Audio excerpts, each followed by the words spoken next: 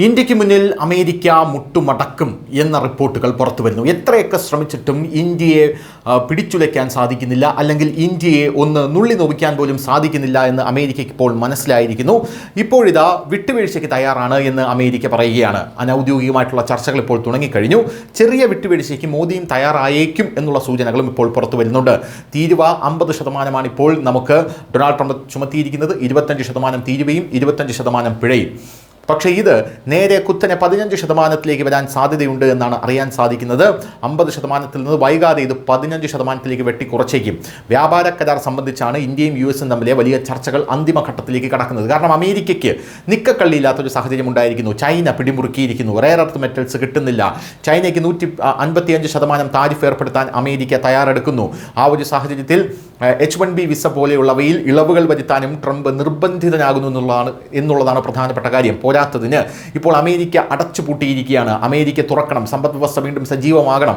വലിയ രീതിയിൽ ഇന്ത്യയെ പിണക്കി കഴിഞ്ഞാൽ ഇതൊന്നും നടക്കില്ല എന്ന് ട്രംപിനെ കൃത്യമായിട്ട് അറിയാം. അതേസമയം നമ്മുടെ ഇവിടെയുള്ള, അതായത് ഇന്ത്യയിലുള്ള ചില ആൾക്കാർ അമേരിക്കയുടെ മുമ്പിൽ ഇന്ത്യ ഒന്നുമല്ല എന്ന് പറയുമ്പോഴും ഇന്ത്യ കുതിച്ച് മുന്നേറുന്ന കാഴ്ചയാണ് നമുക്ക് കാണാനായി സാധിക്കുന്നത്. എന്തായാലും ചർച്ചകൾ പോസിറ്റീവ് ആസ്പെക്റ്റിലാണ് പോകുന്നതെന്നാണ് കേന്ദ്രം പറയുന്നത്. കരാർ യാഥാർത്ഥ്യമാകുന്നതോടെ തീരുവ ഭാരം 15% കുറയാം.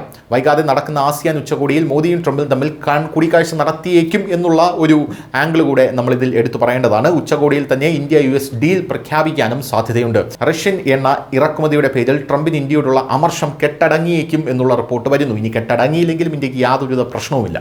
അതേസമയം ട്രംപിൻ്റെ ചില ആവശ്യങ്ങളിൽ പ്രധാനമന്ത്രി മോദിയും വിട്ടുവീഴ്ചയ്ക്ക് തയ്യാറായേക്കുമെന്ന് ഒരു ദേശീയ മാധ്യമം അടക്കം പറയുന്നുണ്ട്. സമവായത്തിൻ്റെ ഭാഗമായി റഷ്യൻ എണ്ണ ഇറക്കുമതി ഇന്ത്യ പടിപടിയായി കുറച്ചേക്കും എന്ന് ഈ ദേശീയ മാധ്യമം പറയുന്നുണ്ടെങ്കിലും അത് വസ്തുതാ വിരുദ്ധമായിട്ടുള്ളൊരു കാര്യമാണ് എന്നുള്ളതാണ് നമുക്ക് മനസ്സിലാക്കാൻ സാധിക്കുന്നത്. അതിൻ്റെ പ്രധാനപ്പെട്ട കാര്യമെന്ന് പറയുന്നത് റഷ്യ ഇന്ത്യക്ക് എണ്ണ തരുന്നത് ഡിസ്കൗണ്ടിലാണ്.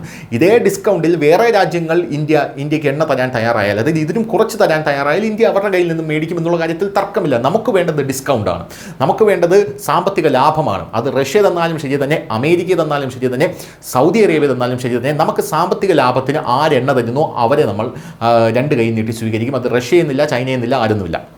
അപ്പോൾ ഇങ്ങനെയാണ് കാര്യങ്ങളുടെ പോക്കെന്ന് പറയുന്നത്. ജനിതക മാറ്റം വരുത്തിയ വിളകളുടെ ഇറക്കുമതി പറ്റില്ല എന്ന് ഇപ്പോഴും ഇന്ത്യ അസന്നിഗ്ധമായി പറയുന്നുണ്ട്. ഇത് നടക്കുന്ന കാര്യമല്ല.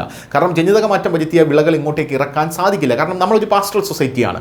അതുപോലുള്ള പാലുകളും വിളകളും ഇങ്ങോട്ടേക്ക് ഇറക്കുന്നത് സാധ്യമല്ല. പോരാത്തതിന് അത് കഴിച്ച് ഇവിടെയുള്ള ആൾക്കാർക്ക് വരുന്ന അസുഖത്തിന് മരുന്നും കൂടെ ഇറക്കാനാണ് അമേരിക്കയുടെ പദ്ധതി എന്ന് പറയുന്നത്. ഇത് നടക്കില്ല എന്ന് ഇന്ത്യ കൃത്യമായി തന്നെ പറഞ്ഞിട്ടുണ്ട്.